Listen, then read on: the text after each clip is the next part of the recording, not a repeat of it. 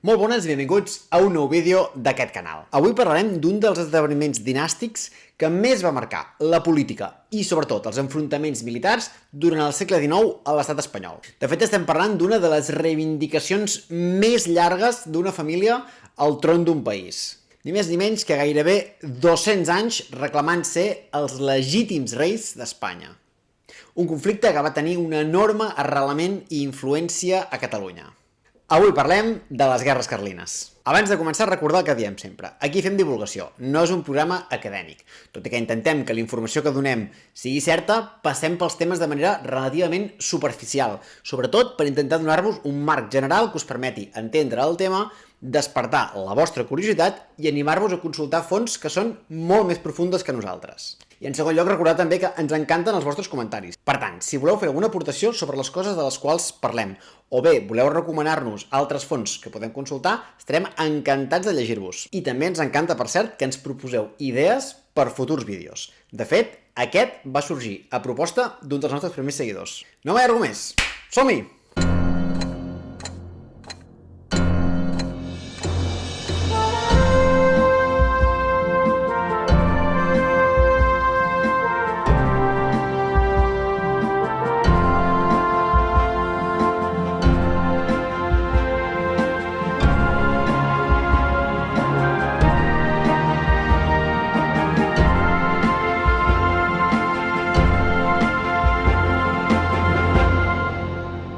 Com sempre, comencem situant-nos. Avui ens n'hem d'anar fins l'any 1830. Aquell any el monarca que governava l'estat espanyol era Ferran VII, conegut popularment com el Desitjat. Per això el Desitjat no li feia cap justícia. Era un monarca pèssim que no es pot dir que fos especialment apreciat, sobretot a la part final del seu regnat. Ferran VII fins a aquell moment s'havia casat 3 vegades, i les 3 vegades havien acabat de la mateixa manera, sense tenir fills i, a més, amb les seves esposes difuntes. Més enllà de les especulacions que pugui haver-hi al voltant d'aquest tema, el cas és que aquell any decideix tornar-se a casar, per 4a vegada. Concretament es casa amb Maria Cristina de Borbó i Dues Sicílies, una noia que era 24 anys més jove que ell i, per cert, un petit detall, era la seva neboda. Bé, més enllà de la consanguinitat que caracteritza a la família borbònica, en aquest cas sí que hem de dir que el matrimoni va a complir la principal finalitat que tenen tots els monarques: donar descendència i, per tant, hereus. Però, problema, tot i que van tenir 2 criatures, totes 2 van néixer nenes. Segons la llei vigent en aquell moment, les dones no podien heretar el tron. I, per tant, en teoria, qui era l'hereu legítim era el germà petit de Ferran VII, l'infant Carles Maria Isidre. La idea de cedir el tron al seu germà al lloc de les seves filles no agradava especialment a Ferran VII, i per això l'any 1830 promulga la coneguda com a Pragmàtica Sanció, un decret reial que bàsicament abolia la llei que prohibia l'herència de la corona a les dones. Entre 1830 i el moment de la mort de Ferran VII, que serà el 1833, hi ha 3 anys de profunda confusió. Ferran VII estava molt malalt i, per tant, era una persona extremadament manipulable per tot el seu entorn. A partir d'aquí hi ha un munt d'elucubracions, conspiracions i documents que no se sap exactament si són oficials o no sobre si Ferran VII va derogar i tornar a promulgar la Pragmàtica Sanció. Sembla que potser ho va fer durant diferents vegades al llarg d'aquell període. La qüestió és que quan mor finalment Ferran VII hi havia certa confusió al voltant de quina era en aquell moment la normativa a aplicar i, per tant, quin dels 2 candidats havia de ser l'hereu al tron. Carles Maria Isidre, evidentment, defensa la seva legitimitat. Però Maria Cristina de Borbó defensa que l'hereva legítima és la filla gran del matrimoni, la petita Isabel. Isabel en aquell moment era només una nena, de fet tenia poc més de 2 anys, i per tant és evident que no estava en condició de defensar els seus drets dinàstics. En lloc d'això, la seva mare actua com a regent i defensa la seva pretensió al tron. Com us podeu imaginar, aquí neix el gran enfrontament dinàstic del qual parlarem avui, el nom del qual, carlisme, prové, evidentment, del nom del gran candidat al tron, Carles Maria Isidre. En tot cas, en aquest punt és important entendre els aliats que es van buscar cada un dels 2 bàndols. L'infant Carles era una persona de profunds valors conservadors i tradicionalistes. Diríem que no combregava en absolut amb les idees liberals que havien portat els francesos durant les guerres napoleòniques i que en aquell moment començaven a arrelar amb força en diferents punts d'Europa. Simpatitzava molt més amb l'antic sistema, el dels reis absolutistes i amb una gran predominància de la religió sobre la societat. Els seus principals defensors es situaven a les zones més rurals, sobretot de la meitat nord de l'estat. Bàsicament, pagesos i petits i mitjans propietaris. També tota l'església rural, la més tradicionalista i la petita noblesa. Un altre punt important de la candidatura de Carles Maria Isidre és la seva promesa electoral que, si arribava al tron d'Espanya, restauraria les antigues institucions d'autogovern dels regnes històrics de la península que havien estat abolits en època de Felip V. Avui us dic públicament i solemnament, intrèpids catalans, aragonesos i valencians. Fa un segle i mig que el meu il·lustre avi Felip V va creure que el seu deure era esborrar els vostres furs del llibre de les franquícies de la pàtria. El que ell us va prendre, jo com a rei us ho retorno. Que si un dia vau a ser hostils al fundador de la meva dinastia, valuar sou ara del seu legítim descendent. Jo us retorno els vostres furs perquè sóc mantenidor de totes les justícies. Aquesta promesa afectava bàsicament els territoris de l'antiga corona d'Aragó, és a dir, el propi Aragó, Catalunya, el País Valencià i les Illes Balears. I també, evidentment, tenia un enorme arrelament a la societat basca, on les diputacions forals tenien reconeguts una sèrie de lleis i privilegis als furs que també volien defensar a tota costa de l'impuls liberal d'homogeneïtzar i centralitzar l'Estat. I a l'altra banda, la regent Maria Cristina s'alia amb sectors més liberals. Val a dir que segurament no ho va fer pas per convicció, sinó per necessitat, però en tot cas així es van conformar en aquest segon bàndol. Bàsicament li va donar suport l'alta noblesa, l'alta institució eclesiàstica, els grans propietaris del sud, que tenien una enorme influència sobre el poder central de Madrid, que va quedar també sota el control isabelí, i també la burgesia i els intel·lectuals liberals, sobretot de les zones urbanes. D'alguna manera podríem dir que les coses s'articulaven de tal manera que aquells que creien que hi sortirien guanyant amb les reformes liberals que mica en mica anaven calant arreu d'Europa donaven suport a la petita Isabel i per tant a la regent Maria Cristina. I en canvi, aquells més nostàlgics de l'antic món, de les velles tradicions, aquells que creien que en aquest nou món segurament hi acabarien perdent, donaven suport al pretendent carlista. El 1833, doncs, Isabel era coronada amb el nom d'Isabel II i l'infant Carles era coronat amb el nom de Carles V. Començava la guerra. Els camps de batalla s'extendrien per gran part de la península, però sobretot, els punts més calents, com ja hem comentat, és la zona d'Euskal Herria i la zona de l'antiga corona d'Aragó. No farem un repàs exhaustiu de totes les batalles per no fer-nos massa pesats, però sí que hem de destacar alguns noms importants, especialment del bàndol carlista, que passarien a ser gairebé llegendaris. Els carlistes bascos encara recorden el nom de Tomàs Zumalacárregui, el gran general carlista que va morir l'any 1835 intentant prendre la ciutat de Bilbao. I a Catalunya també es faria llegendari el nom de Ramon Cabrera, un general carlista tortosí que seria conegut com lo Tigre del Maestrat i que seria un dels grans líders carlistes durant dècades. D'alguns dels generals liberals que van lluitar en aquesta primera guerra carlista també val la pena esmentar-ne els noms. Són persones que utilitzaran el seu gran prestigi militar adquirit en part durant aquests anys per tal d'aconseguir grans càrrecs de significació política.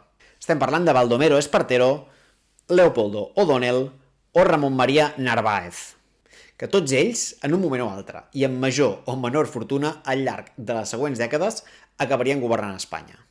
La primera guerra carlista acaba formalment el 1839, amb el conegut com a Brazo de Vergara. Un acord signat entre dos generals, el liberal Rafael Maroto i el carlista Antonio Urbiztondo, que acordava una sèrie de condicions per posar fi a les hostilitats. Bàsicament, l'acord consolidava Isabel II al capdavant del tro d'Espanya. Per una banda, aportava el compromís per part del govern liberal de respectar els furs de les diputacions forals basques, aprovava una amnistia general per a aquelles persones condemnades per fets relacionats amb el conflicte i també proposava la integració dels carlistes, sobretot dels bascos i castellans, progressivament a l'exèrcit liberal. Aquest últim punt serà important sobretot per com acabi la Segona Guerra Carlina, perquè, com heu vist, els carlistes catalans, molt importants i nombrosos, no van entrar dins de l'acord. De fet, el general Cabrera, que ja hem comentat abans, el tigre del Maestrat, va seguir lluitant durant un temps després del conveni de Vergara, però finalment no va tenir èxit. I ell, com el candidat Carles Maria Isidre, van haver d'exiliar-se. Aquí acabaria el que va ser el primer conflicte per aquesta disputa dinàstica, la Primera Guerra Carlina. Però ni molt menys acaba la nostra història. De 1839 fem un salt fins a 1846. En aquell moment, la reina Isabel ja és tota una doneta de 16 anys. Per l'època, una noia en edat de començar a cercar marit. Evidentment, tractant-se de la reina d'Espanya, els pretendents no falten, però l'elecció s'ha de fer amb cap. S'ha de pensar bé les derivades polítiques i socials de l'elecció de qui finalment haurà de ser el rei consort de l'Estat. I aquí és quan els carlistes tornen a aixecar el dit. Proposen el matrimoni d'Isabel II amb el seu cosí, Carles Lluís de Borbó i Bragança, el fill del pretendent Carles V. Aquest matrimoni realment podia ajudar a solucionar el conflicte dinàstic, obert uns anys enrere. El que passa és que finalment va ser descartat, perquè recordem que més enllà del conflicte sobre qui havia de ser el rei o reina d'Espanya, hi havia darrere un autèntic model de confrontació entre dues societats realment diferents. El matrimoni podia solucionar el problema dinàstic, però no solucionaria el problema polític i social obert per aquestes desavinences. I després hi ha un altre tema que val la pena comentar, que sembla que a Isabel II no li agradava gens el seu cosí.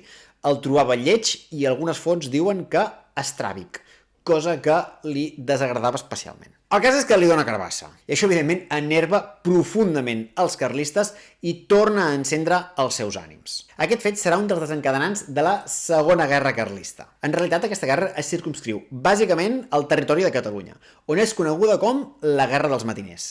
Més que una guerra amb camps de batalla tradicionals, tal com els imaginem, va ser bàsicament una guerra de guerrilles, amb partides que des de la muntanya hostigaven sistemàticament les vies de transport i subministrament del govern liberal. I per què aquest segon conflicte va tenir lloc bàsicament a Catalunya?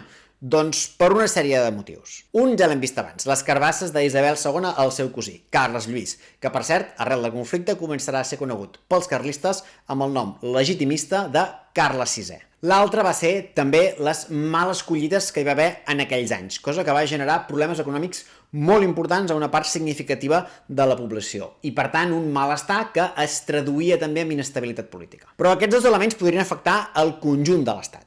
En canvi, hi ha d'altres que afectaven de manera molt més concreta la situació de Catalunya. En primer lloc, els governs liberals d'Isabel II havien dut a terme una sèrie de desamortitzacions. Bàsicament, confiscaven béns eclesiàstics per tal de passar-los a titularitat pública i així obtenir uns ingressos que permetien subsanar totes les reformes que s'anaven fent sistemàticament al llarg d'aquells anys. Però a part d'esglésies i convents, l'Estat també desamortitzava terres. Moltes d'aquestes terres de titularitat eclesiàstica en el camp català eren utilitzades a la pràctica com a camps comunals, és a dir, com a terres que els pagesos podien fer servir per pasturar el bestiar, per treure llenya o bé per fer carbó vegetal. En el moment en què l'Església perd la titularitat d'aquestes terres, en alguns casos es van generar conflictes sobre quins havien de ser els usos que s'havien de permetre als pagesos de la zona. Un altre fet important és que als anys 40 Catalunya ja s'està industrialitzant i té greus problemes per competir amb els productes de països europeus que estan ja en una fase més avançada d'industrialització. Els preus dels productes catalans encara són poc competitius i per tant es reclamen mesures proteccionistes que permetin fer front a aquesta competència tan dura. Però segurament el més important de tot, recordeu que en el conveni de Vergara els carlistes catalans han quedat fora de l'acord i per tant no s'han reintegrat a l'exèrcit isabelí com sí que han fet molts dels carlistes bascos i castellans. Què van fer tots aquests carlistes? Doncs alguns ja ho hem dit, Ramon Cabrera va marxar a l'exili, però molts altres van acabar refugiant-se a les muntanyes i vivint gairebé com a bandolers. Per tant, Catalunya era un dels territoris on hi havia més elements sobre la taula perquè es produís un aixecament. Encara hi havia homes que malvivien per les muntanyes i estaven delorosos de tornar a la lluita d'una manera o una altra. La Guerra dels Matiners, però, acaba el 1849, també amb derrota carlista.